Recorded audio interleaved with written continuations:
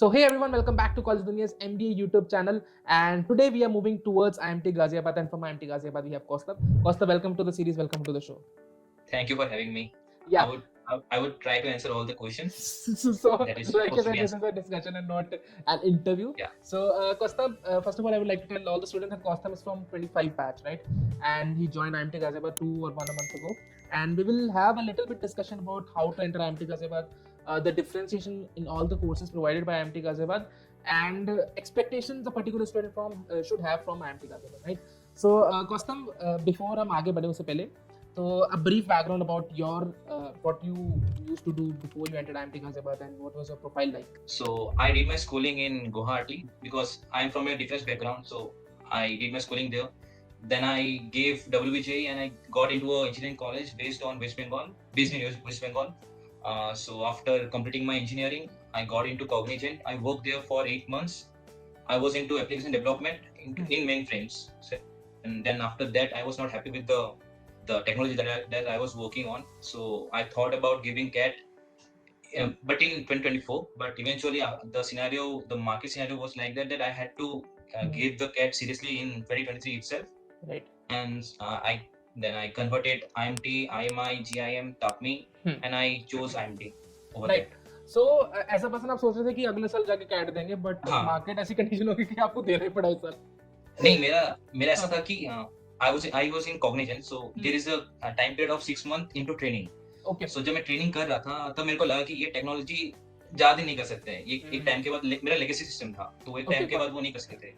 सो मैंने फॉर्म तो भर दिया था, तो ये दे दूंगा, 24 को सीरियसली दूंगा. तो फिर जब नवंबर तक मेरा ट्रेनिंग था, तो नवंबर 10 तक ट्रेनिंग खत्म हुआ, तो वहां तब फिर सोचा कि थोड़ा पढ़ लेते हैं. अब तो लगता है हाँ ये मतलब करना चाहिए. तो कैट तो इतना सही नहीं गया, डीएलआर तो गया, वो हाथ से गया. क्वांट में मेरा 99 था और बीआरसी डिसेंट था. तो ओवरऑल 87 बैठा था. सो उससे कुछ अच्छा कॉलेज तो मिल नहीं रहा था. Then I give seriously jet.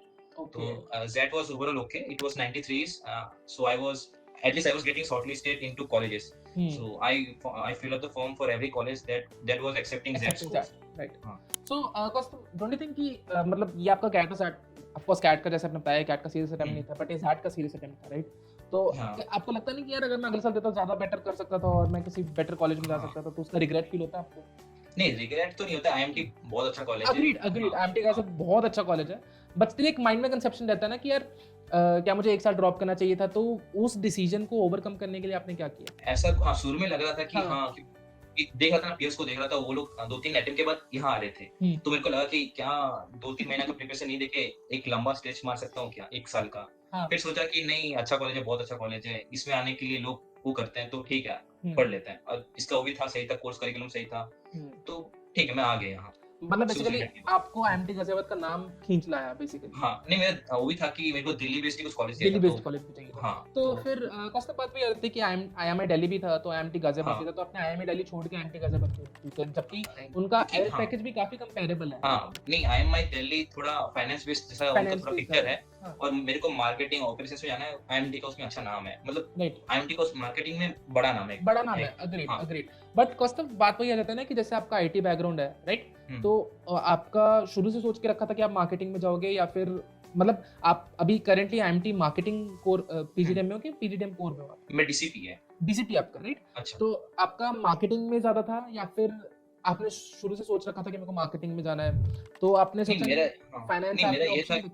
मेरा ये था कि मार्केटिंग ऑपरेशंस में इसको चूज करना है, इसलिए मैंने टॉप 2 प्रायोरिटी वही रखा था. एक कोर रखा था, एक DCP रखा था. मेरा थर्ड था मार्केटिंग. अगर ये दोनों नहीं होता तब मैं मतलब सोचा था कि अगर लगा कि कॉलेज में जाके देखता हूँ कि स्विच कर सकता हूँ तो ठीक है, वरना मेरा थर्ड में था, मार्केटिंग थर्ड में था. तो आपने DCP वो मार्केटिंग की चूज किया, जबकि IMT गाजियाबाद का marketing is one of the best in the entire country, right? IMT Ghaziabad का मार्केटिंग आज भी सबसे ज्यादा फेमस है. नहीं, क्योंकि मार्केटिंग नहीं, फाइनल प्लेसमेंट सबका सेम होता है, तो वो इशू तो वो इशू तो रहता ही नहीं है. उसके ऊपर ये था कि मेरे को ऑप्शंस मिला था मैं चॉइस करने का, क्योंकि नोबडी नोस व्हाट, हमको प्रॉपर क्लियर इमेज नहीं मिलता है जब हम लोग बाहर रहते हैं. यहाँ आने के बाद पता चला कि हम लोग मार्केटिंग लेना चाहिए, ऑपरेशन, क्योंकि मेरा दोनों प्रेफरेंस था, राइट? तो ये दोनों चॉइस मेरे को DCP और कोर में मिल रहा था, मार्केटिंग में नहीं मिल रहा था. Got it. तो मतलब आपने अपने ऑप्शंस ओपन रखने के लिए कोर और DCP में रहा था. फिर बहुत ही स्मार्ट मूव था, टू बी वेरी ऑनेस्ट. तो कौस्तभ थोड़ा आप डीसीपी के बारे में बात कर लेते हैं क्योंकि आप डीसीपी कोर्स में हो, राइट? तो डीसीपी का करिकुलम कैसा स्ट्रक्चर्ड है और कैसे टाइप के कोर्सेज हैं? How is it different from MBA course that is offered by IMT Ghaziabad? थोड़ा उसके बारे में आइडिया दो तो। जैसे कि यहाँ हम लोग को 3 ट्राइमेस्टर इंडिया में करना पड़ता है और 3 ट्राइमेस्टर दुबई में करना पड़ता है। तो उसमें से फर्स्ट वाला इधर और 5th 6th लास्ट तो है वो फिर से इधर करना पड़ेगा। और बीच के तो 3 है, सेकंड, थर्ड और फोर्थ वो दुबई में होंगे। ठीक है। हम लोग का इंटर्नशिप वहाँ करना पड़ेगा, कंपलसरी है। ठीक है। जो कि अच्छे नंबर से, जो हमको जितना पता चला है। और फाइनल को हम लोग को ऑप्शन मिलता है कि हमको वहाँ भी ले सकते हैं और इधर भी ले सकते हैं। Got it. और जो स्ट्रक्चर है तो 3 है, ऑपरेशंस है, फाइनेंस है और मार्केटिंग है। मार्केटिंग का है कि आईबीएन मार्केटिंग है, इंटरनेशनल बिजनेस मैनेजमेंट। हाँ, और आपका ऑपरेशंस में सप्लाई चेन एंड लॉजिस्टिक है। ठीक है। और ये फाइनेंस में आपका क्वांटिटेटिव फाइनेंस है। तो बहुत लोग क्या करते हैं कि मेरे क्लासमेट ही है, वो एक्सेलराई एचआर छोड़ के आईएमडी डीसीपी ज्वाइन किया क्योंकि उसको उसमें जाना था, फाइनेंस में जाना था, क्वांटिटेटिव फाइनेंस में जाना था। वो ऑल ट्रेडर है एक, उसका बैकग्राउंड वो है। तो हाँ, तो कोर्सेज इतने स्ट्रक्चर्ड है, तो हाँ लगता है कि हाँ ये जाना बेटर रहेगा। क्योंकि Kaustubh to be very honest, मैंने भी जब कैट दिया था तो मुझे भी आइडिया नहीं था कि डीसीबी में आईबीएम होता है, क्वांटिटेटिव फाइनेंस होता है। तो इसके बारे में आपको नॉलेज कैसे मिली? आपने क्या रिसर्च की थी जो स्टूडेंट्स नहीं कर पा रहे हैं, उनका हमेशा डाउट रहता है? मेरे एक म्यूचुअल फ्रेंड के थ्रू एक सीनियर से बात हुआ था, तो उन्होंने बताया था कि ऐसा होता है और ये सीन है इधर का। राइट। और पहले से था, पहले थोड़ा नया ये कोर्स शुरू हुआ था, तब इतना वो नहीं था, नॉलेज नहीं था। बट अभी जैसे कि आ रहे हैं, लोगों से पूछ रहे हैं, तो ये we got to know about much details like what is the scenario in Dubai, and because Dubai is also known as the logistic hub there, right, of the world. Agreed. So that was also a big criteria into selecting this. Right. So Kaustubh, first of all DCP का जो fee structure है वो सबसे ज्यादा है बाकी of the courses, बाकी rest of the courses है आईएमटी के। तो डोंट यू थिंक कि इतना ज्यादा फी स्ट्रक्चर है, is it worth it? And कहीं वो चुभता नहीं है आपको अपने? जी, फीस तो ज्यादा है, बट देखिए आपका फीस ऑलमोस्ट 1 लाख ज्यादा है, बट आपको ऑप्शंस मिल रहा है कि आप वहाँ फाइनल प्लेसमेंट ले सकते हो। और आपको पता है दुबई का अगर आप प्लेसमेंट लेते हो, आपका इंडिया से बहुत गुना ज्यादा मिलेगा आपको उधर। राइट। और आप इंटर्नशिप उधर कर रहे हो, जहाँ का फिर करेंसी का देखोगे तो फिर वो भी आ जाता है फील्ड में। बट कौस्तभ, जैसे आपने बोला अम्ब्रेला प्लेसमेंट्स होती है, राइट? तो क्या कोर के बच्चे दुबई कंपनीज के लिए बैठ सकते हैं? नहीं, तो वो सिर्फ अलग है। नहीं, कैंपस अलग है ना। तो हम लोग जो दुबई का प्लेसमेंट ले रहे हैं वो हम लोग उधर से ले रहे हैं, ना कि इधर से ले रहे हैं। Got it. हम लोग का ये ऑप्शन है कि हम लोग उधर बैठ सकते हैं, या अगर वहाँ नहीं बैठना चाहते तो फिर से यहाँ पे आ सकते हैं। तो जैसे फॉर एग्जांपल कौन सा आपने मेंशन किया कि आपको 5th 6th सेमेस्टर में इधर वापस आना पड़ेगा, राइट? 5th में आना पड़ता है। हाँ, 5th में आना पड़ता है, राइट? बट अभी आपने बोला कि आप चाहो तो उधर प्लेसमेंट ले सकते हो। तो फॉर एग्जांपल मैं as a particular student Dubai में प्लेसमेंट लेना चाहता हूँ, तो मुझे 5th ट्राइमेस्टर भी उधर लगाना पड़ेगा कि मुझे इधर? नहीं, 5th और 6th ट्राइमेस्टर यहाँ पढ़ना पड़ेगा, बट प्लेसमेंट के लिए वहाँ जा सकते हो। Okay, placement. सो मतलब अपॉर्चुनिटी यहाँ पे इंडिया में आती है, तो मतलब अगर आप 5th इधर बैठे हो, ट्राइमेस्टर इधर अपना लगा रहे हो, तो अपॉर्चुनिटी आपको इधर आ सकती है दुबई के लिए? नहीं, दुबई का अगर आपको दुबई में वो करना है, जॉब करना है, तो आपको उधर वहाँ प्लेसमेंट बैठना पड़ेगा। वहाँ कैरियर सर्विसेज है और इधर प्लेसकॉम कमेटी है। ठीक है। तो आप यहाँ के थ्रू बैठ सकते हो, या तो वहाँ जाके आपको वहाँ बैठना पड़ेगा। आपको पहले डिसाइड करना पड़ता है। आपको 4th ट्राइमेस्टर में पूछ लेते हैं कि आपको वहाँ बैठना है या यहाँ बैठना है। वो जनरली इंटर्नशिप के टाइम क्लियर हो जाता है कि आपको कहाँ बैठना है। Got it.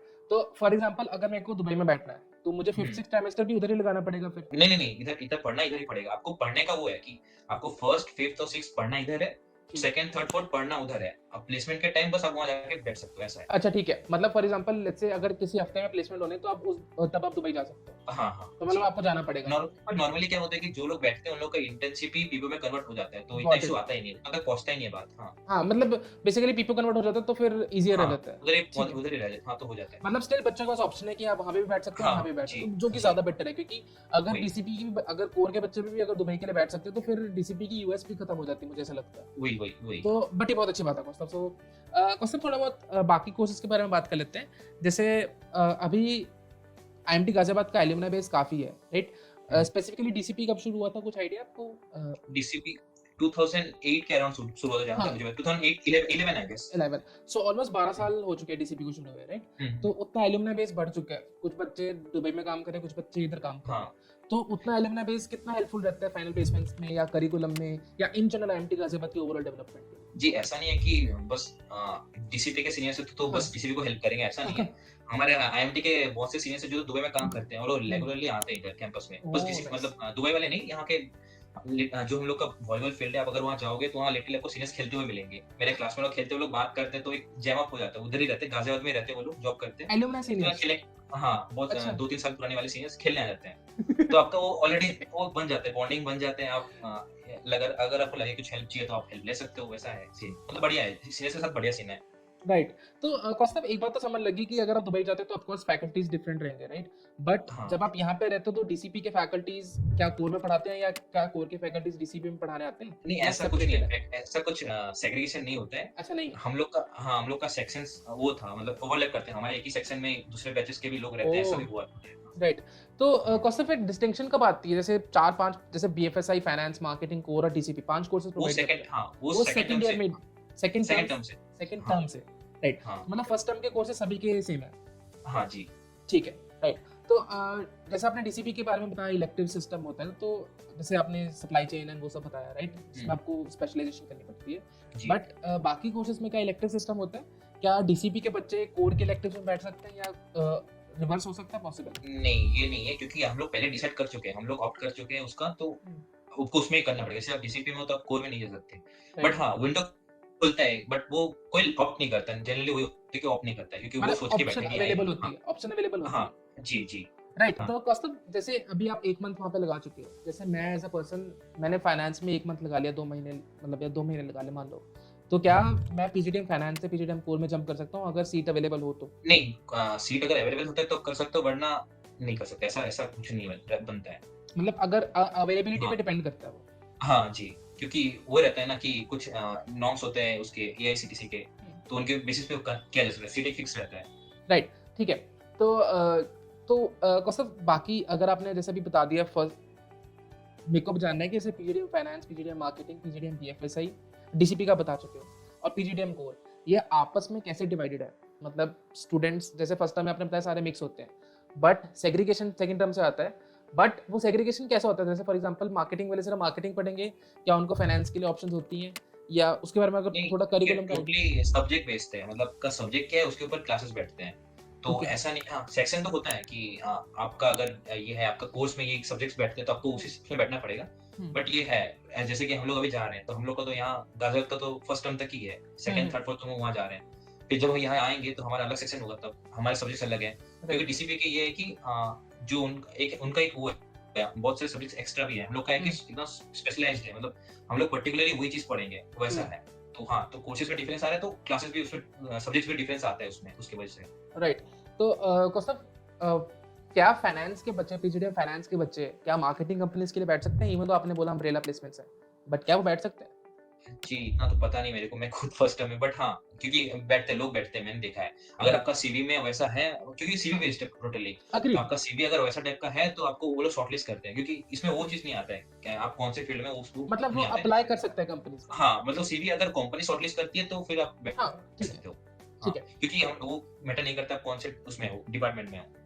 राइट। तो कौस्तभ, क्योंकि आप डीसीपी में पढ़ रहे हो, राइट? तो एक पर्टिकुलर बच्चे को डीसीपी से क्या एक्सपेक्टेशंस रखनी चाहिए, एंड मतलब is it worth it for particular student? थोड़ा बहुत आइडिया दो तो क्या एक्सपेक्टेशंस हैं? हाँ, अगर आपका लॉन्ग टर्म फॉरेन में रहने का प्लान है तो मैं बोलता हूँ टोटली वर्थ इट है, क्योंकि देखा जाए तो कॉस्ट, अगर देखो, बहुत तो क्या करते हैं कि फॉरेन यूनिवर्सिटीज में अप्लाई करते हैं। आपको सेम चीज इंडिया में, इंडिया के एक अच्छे कॉलेज से आपका टैग मिल के वहाँ कर सकते, जॉब कर सकते, तो फिर क्यों नहीं करना इससे? True, right. क्योंकि लोग 50 लाख 1 करोड़ उड़ा के वो लोग जाते पढ़ते हैं।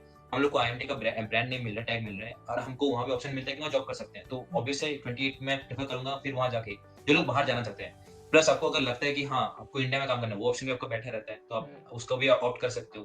तो हाँ, तो फिर वर्थ इट है, टोटली वर्थ इट है। Right, fair. तो कौस्तभ, अभी जैसे आईएमटी गाजियाबाद में ऑलमोस्ट 600 बच्चा है, राइट? तो क्या ये एडवांटेज है, क्या ये डिसएडवांटेज है, आपको क्या लगता है? जी, बहुत लोग देखो, सीट बढ़ाने से, अगर सीट नहीं बढ़ाते बहुत लोग यार चांस ही नहीं मिलता, एटलीस्ट चांस तो मिले, वो एंगल रहता है। हाँ, बैचेस बड़ा होने का डिसएडवांटेज बहुत है, बट फिर भी वही, क्योंकि अब दूसरे कॉलेज का भी सेम सीन है, सबका सेम अभी सीन है, बैचेस सभी का सेम सीन है, वो अग्रीड है। बट आईएमटी गाजियाबाद के की बात एट द एंड ये आ जाती है ना कि अगर आप बैचेस बढ़ा रहे हो, बट आप उस बैच के लिए उस टाइप की फैसिलिटीज नहीं प्रोवाइड कर पा रहे हो, या उस टाइप की अपॉर्चुनिटीज नहीं प्रोवाइड कर पा रहे हो, तो उस बैचेस को बढ़ाने का फायदा नहीं होता। जैसे बहुत सारे कॉलेजेस हैं जो 1000 तक बैच बना लेते हैं, बट जी जी उस टाइप की फैसिलिटीज और उस टाइप की एक्सपेक्टेशंस पूरी नहीं कर पाते। क्या वो सेम प्रॉब्लम आईआईटी गाजियाबाद से होती है? जी, हर ईयर अच्छा ग्रोथ में हम लोग का एवरेज प्लेसमेंट बढ़ रहा है, तो मुझे लगता नहीं है वो कुछ इशू बनना चाहिए, बन भी नहीं रहा है। मेरे को तब तक नहीं दिखा है ऐसा कुछ इशू, क्योंकि ओवरऑल कंपनी से बहुत आती है, क्योंकि एकदम दिल्ली के हार्ट में है, तो कंपनीज बहुत आती है और हमारा एलुमनाई इतना बेस बड़ा है कि मिल जाता है। तो कौस्तुभ, और दूसरी बात मैंने आपसे पूछनी थी कि जैसे अभी आपके डीसीपी में कितने स्टूडेंट्स हैं? अराउंड 120 130 जैसा है। तो मतलब हर फील्ड में या हर कोर्स में कितने स्टूडेंट्स हैं? कुछ ये सेग्रीगेशन? अभी तो डिसाइड नहीं हुआ, बट जितना बात करके पता चला कि टोटल वो ऐसा है कि मैक्सिमम मार्केटिंग है, ऑलमोस्ट 55% ऑन मार्केटिंग होगा और लगभग 40% फाइनेंस और 5-10% ऑपरेशंस। राइट। तो जैसे पीजीडीएम मार्केटिंग में कितने बच्चे हैं, आइडिया आपको कुछ?